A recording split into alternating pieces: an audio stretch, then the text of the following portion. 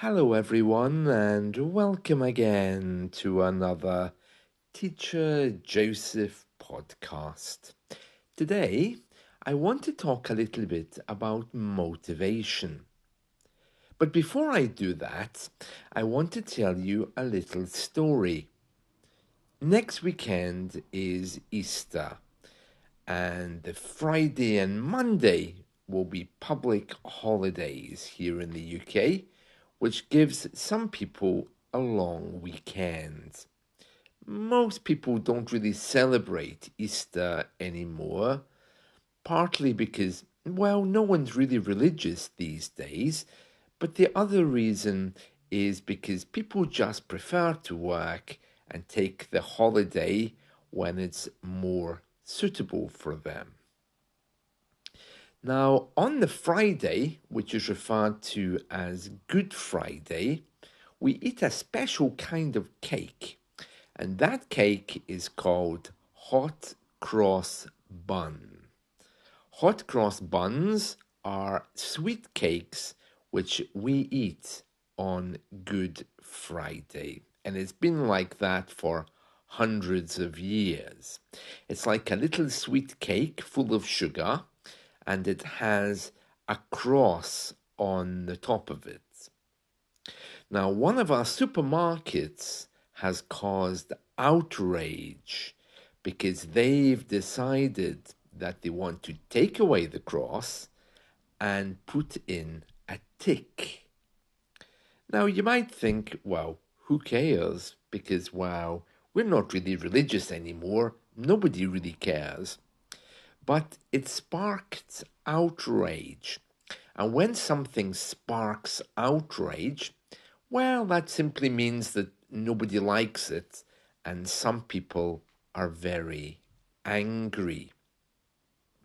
It's been a little bit politicized, and one of our political parties is saying, well, we want old Britain back, we want a protection of British things. So they're obviously trying to associate these hot cross buns with British culture or British politics somehow. Whatever your views on this, I suppose it's not really important because the cakes are delicious. And for me personally, whether the cake has a cross on it or a tick, it doesn't really matter, I guess. But for some people, they're getting very, very upset. The supermarket has responded by saying, well, we asked our customers what they wanted, and they told us that they wanted a tick on the bun instead of a cross. A bun is what we refer to when we talk about little cakes. They look like scones, but the texture is very different. A bun is just a small cake that we make sometimes on special occasions. It's very unlikely that people told them, well, we prefer a tick instead of a cross. I mean, who would even think of that? Anyway, the supermarket has apologized and it said, well, we haven't really made a decision to change it, but they are selling them. And it shows maybe just how secular Britain is becoming, but also how uncomfortable some people are with that. From my point of view, I suppose, well, it doesn't really matter if it's a cross or a tick on the cake, because the cake is delicious and I would eat it anyway. I'm not really sure, though, the significance of all of this. Some people are yearning for the past, maybe some people yearning for something that they once believed, maybe, or maybe people just don't want change. I'm not sure. But it does highlight something, and that is that you can't just go and change a tradition which is hundreds of years old. Also, If you're very comfortable with your lack of belief and your traditions, why would you feel the need to change it? That's another big question. Okay, so nobody practices religion, nobody really cares. So why is there a need to change it? What are they trying to push there? It's a very strange thing, and maybe the worst point of all of this is that the word tick is not a very nice word in English. You know, a tick is when the school teacher puts a mark next to your sentence to show it's correct. If it's wrong, he puts a cross, and if it's right, he puts a tick. But a tick has another word in English. I mean, the word tick has another meaning. And I want to tell you what that is. A tick is also a small fly that you can find on your dog or cat. You know those little insects that sometimes live on the skin of your dog, and you have to buy some special shampoo to get rid of it? That's also a tick. For example, every month, Amazon, because I've ordered it, they send me a little, well, it's like a little bottle for my cat. And I have to put it on his neck, and it cleans away any ticks which might be there. A tick, a flea, an insect, it's all the same. So when I hear the word hot tick buns, I think, ooh, ticks. Oh, no, no. You don't want any of them in your house because they sound disgusting. So that's another reason why hot tick buns don't sound particularly attractive. Let's move on and talk about motivation. Now, one thing which this supermarket said was we want to do the right thing by our customers.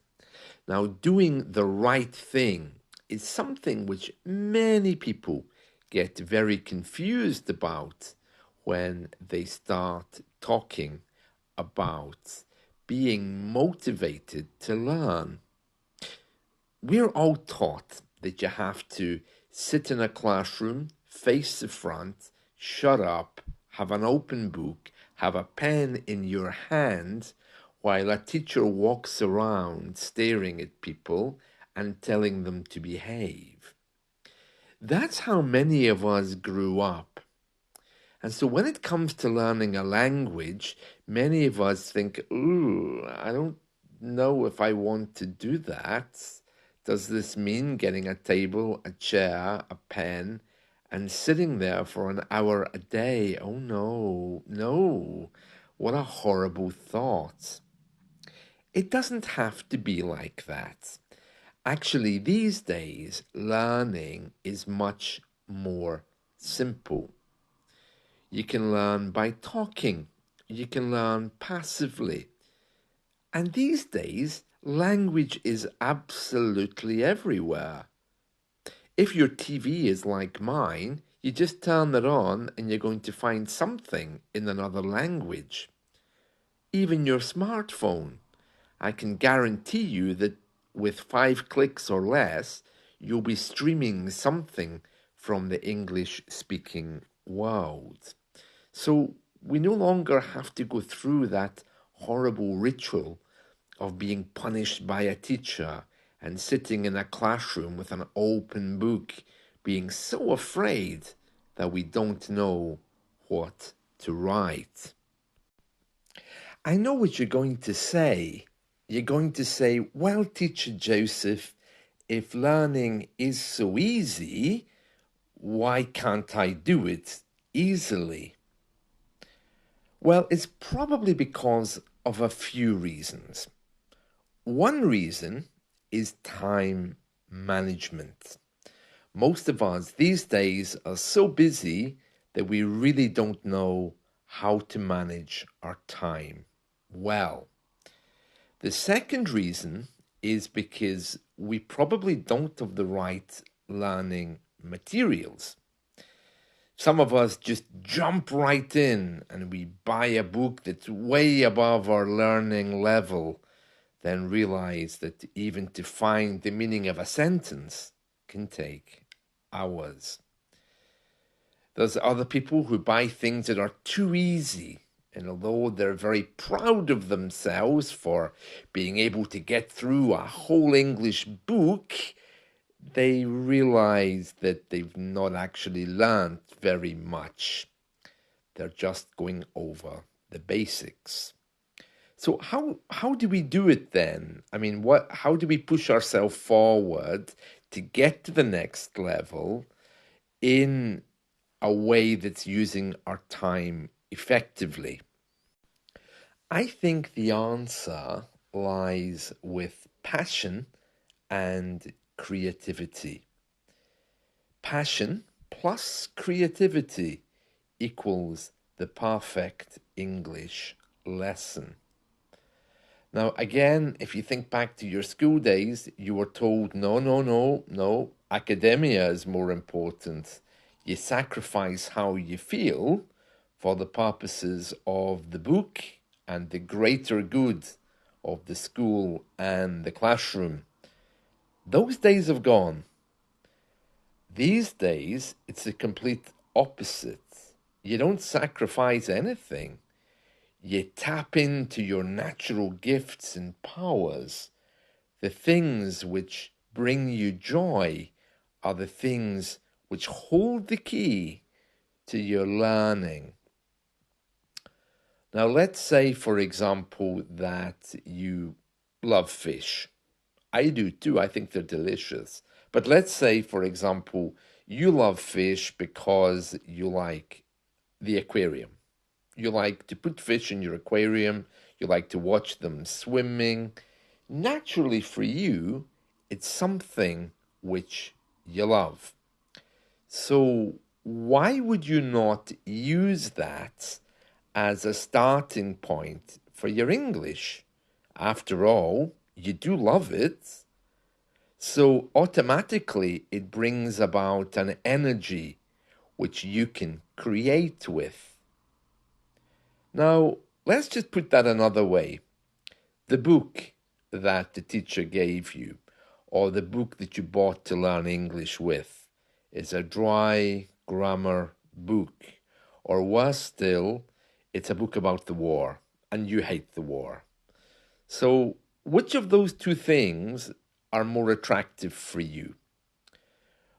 Using creativity, your knowledge, and your love for aquariums, or learning about the war because the teacher told you to, with that new book you bought only because it was in English.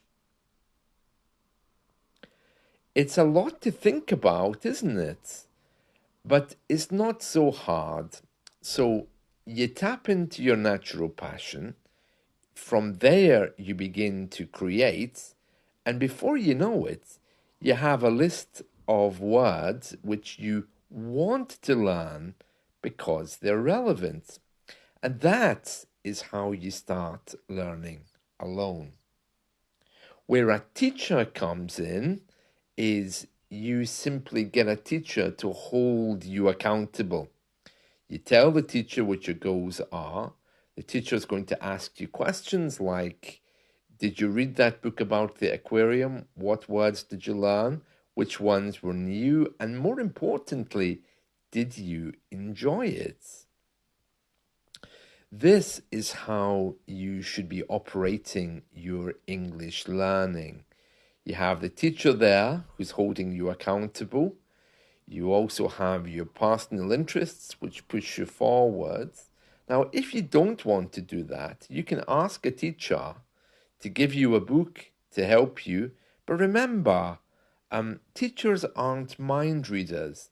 If you don't tell us what you want or what works for you, nothing is going to change. So there we are.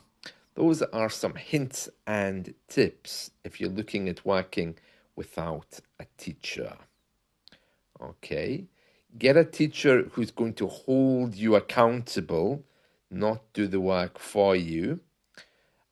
He's going to be asking you what you're doing, how you're using your time, whether you think you're moving forward, and you are going to be choosing material which inspires you, stuff you're passionate about, instead of the old way where you're given a book and you learn to hate it.